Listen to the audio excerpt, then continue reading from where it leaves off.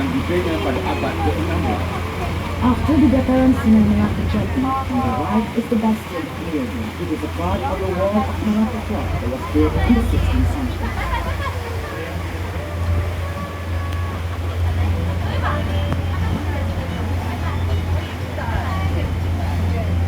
Di sebelah kanan sungai adalah deretan kedai yang diberi nama sebagai kawasan Jam Besar. Kawasan ini adalah antara kawasan tarikan pelancong memandangkan di sini juga terletaknya bangunan merah. Para pengunjung boleh melawat hampir ke semua muzium-muzium yang terdapat di Melaka, memandangkan kesemuanya berada di kawasan ini. On the right of the river, there are sharp roads known as the Clock Tower area. This is the major tourist attraction as the Dutch Stadhuis or Great Building is located. Tourists will be able to visit almost all the museums in Melaka as they are situated within this area.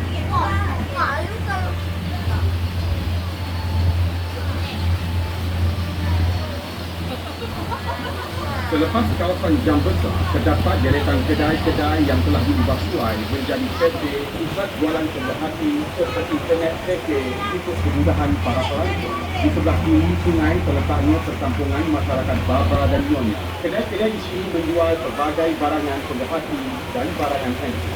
Right beside Padang Midi, you will see a row of 8 buildings, everything from Jersey to the cafes, convenience or internet cafe for the benefit of the tourists. To the left of the river is the Baba and Nyonya village. Here you will find many shops selling various souvenirs and fashion goods. Di sebelah kanan tuan-tuan dan puan-puan ialah Padang Biru. Padang Biru ialah titik pertemuan beberapa jalan seperti Lorong Angkebat, Jalan Laksmana, Jalan Bunga Raya, Jalan Bandar Khabar dan Kampung Jawa. Di kawasan ini juga para pengunjung dapat melihat beberapa batang pokok Melaka.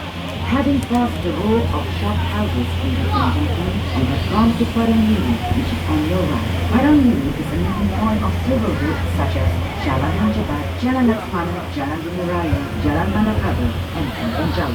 Here you can find the Melaka Street.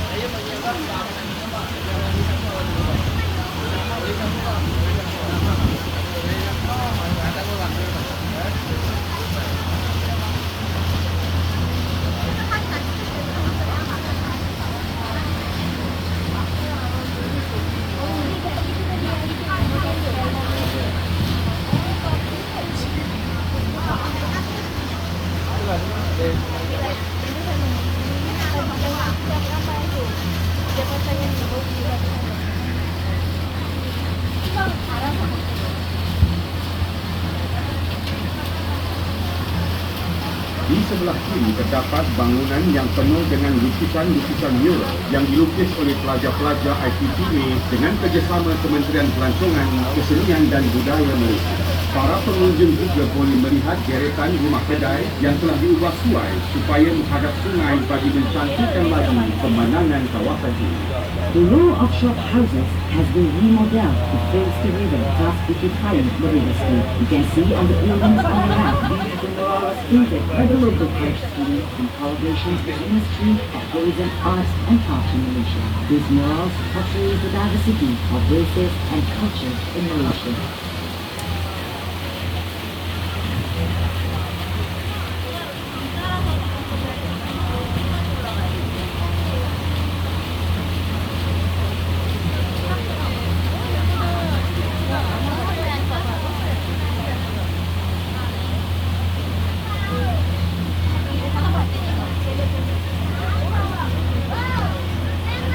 Di sebelah kiri sungai, di sebalik deretan kedai, terletaknya Masjid Kampung Bulu. Masjid ini adalah antara masjid terawal di negeri Melaka dan tertua di Malaysia yang dibina pada tahun 1728. Pada tahun 1892, itu bangunan masjid telah diubah dan diperkukuhkan lagi dengan batu bata. Seni bina masjid ini adalah kombinasi pengaruh dari gugusan Kepulauan Melayu, Sumatera dan China.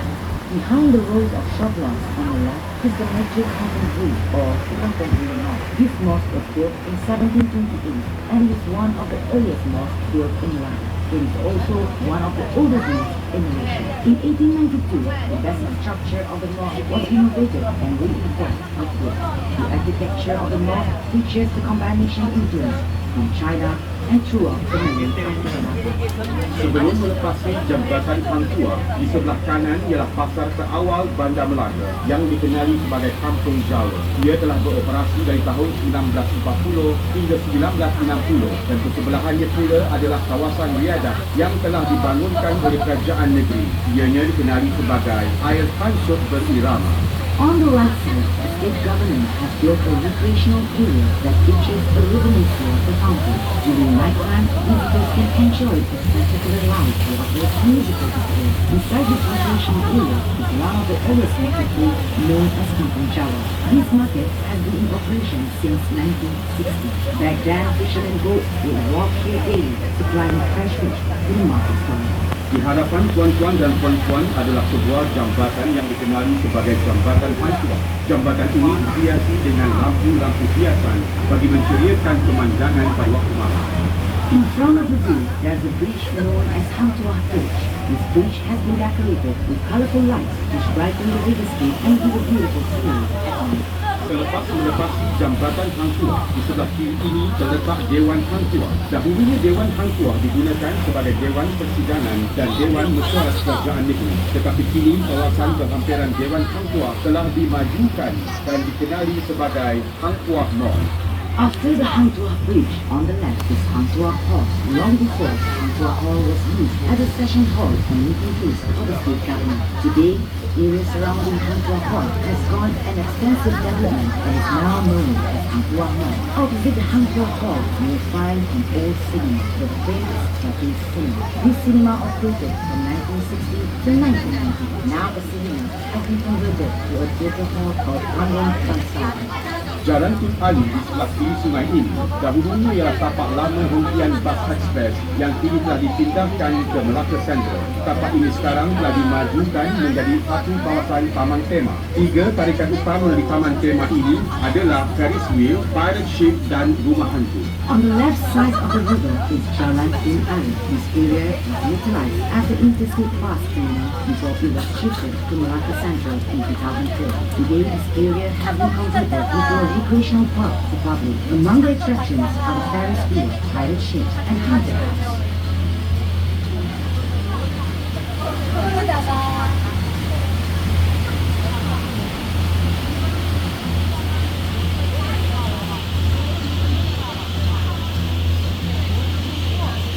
Di sebelah kanan sungai, pengunjung boleh melihat tumbuhan jenis pokok kayu bakar. Kawasan ini merupakan habitat kepada tumbuhan tersebut dan kerajaan negeri telah mengambil langkah-langkah penjagaan bagi mengekalkan tumbuhan ini, memandangkan ianya membantu menghalang hasutan tebing sungai dan berlari. On the right side of the river, you can see the flowering of mangrove trees. This area is a natural habitat for the species. Therefore, the state government has taken the initiative to preserve these trees as they help to prevent erosion of the river.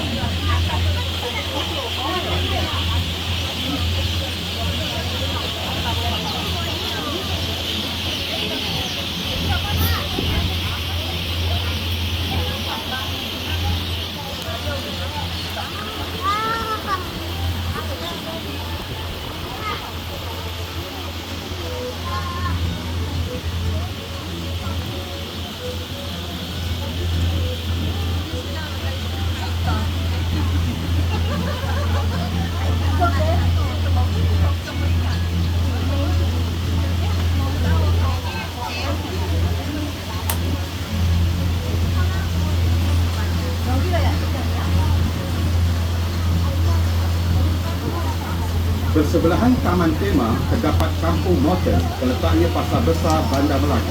Pasar ini telah beroperasi antara tahun 1960 hingga 1990 dan kini telah berpindah ke lokasi baru iaitu di Bacang.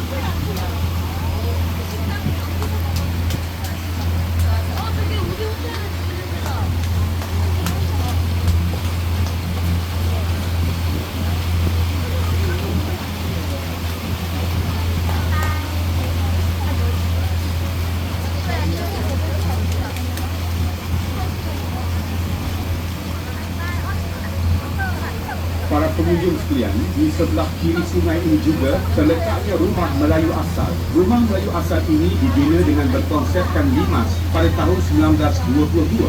Salah satu keunikan rumah ini ialah separuh pembinaannya yang tidak menggunakan paku tetapi pasak dan boleh dialihkan pada bila-bila masa dan lantainya diperbuat daripada batang nibong. Ladies and gentlemen, on the left you will find an authentic Malacca Malay traditional house which was built in the 19th century. One of the unique features of this house is that it was partially built with wooden parts and no new buildings.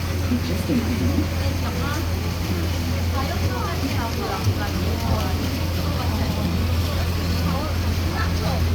Tidak berapa jauh dari rumah limas terletak rumah Bila Sentosa. Rumah ini telah dibina pada awal abad ke-20 dan kini telah dijadikan sebagai muzium persendirian oleh pemiliknya, Dato' Haji Hashim bin Dato' Demang Haji Abu Ghani. Di sini para pelawat boleh melihat koleksi pakaian, tenunan Melayu, perabot dan pelbagai jenis senjata lama.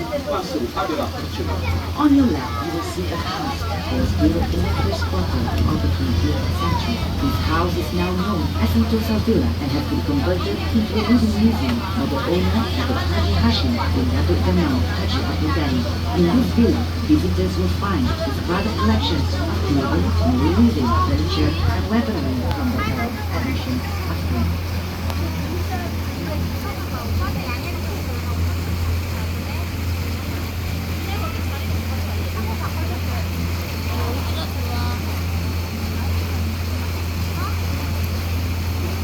Kampung ini telah hidup sejak awal tahun 1920 dan diberi nama Kampung Morton bersempena dengan nama Pesuruh Jayatana pada masa itu, iaitu J.F. Morton. Beliau merupakan orang yang bertanggungjawab untuk memainkan peranan yang penting dalam menempatkan dan mengumpulkan penduduk-penduduk sekitar Bandar Melaka ke perkampungan ini, yang mana tapak Kampung Morton dahulunya adalah satu kawasan payung.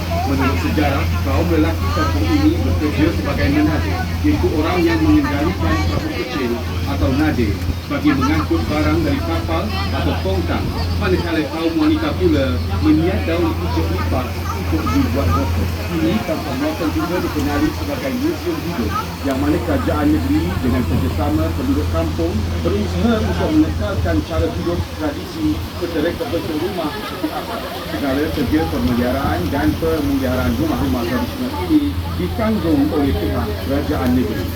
Ladies and gentlemen, on your left you will see a Malay village called Kampung Morton, which was named after the local land commissioner, J.F. Morton. He was a well-respected man and played a very important role in settling residents in this village, which was once a slave land. The village has existed since the early 1920s. Today, Kampung Morton is known as one of the historical assets to the state government. The village residents and state government of Malacca have come together to preserve their tradition, way of life, and culture. The preservation and restoration efforts of both financed by the state government.